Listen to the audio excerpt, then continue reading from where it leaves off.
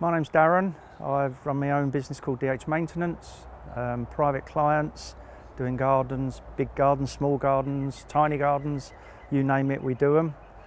People like having a nice lawn, which was why I come along here today to see if there's anything else that I can learn.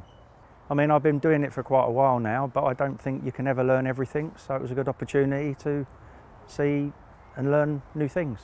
It's proved that I'm doing a lot of things right, but it's reassured me that there are other things that maybe I wasn't doing right that I can improve upon.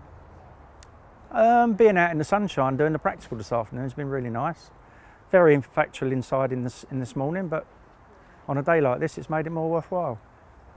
Absolutely, absolutely I would. You can never stop learning, and there's always something you can pick up. I picked up a few things today that are going to be invaluable going forward, so I'm really pleased. What can you say a little bit about Richard just to begin with? Richard's knowledge and what he does and all the information and teaching us about different grasses and all the different products and everything else, it's been amazing.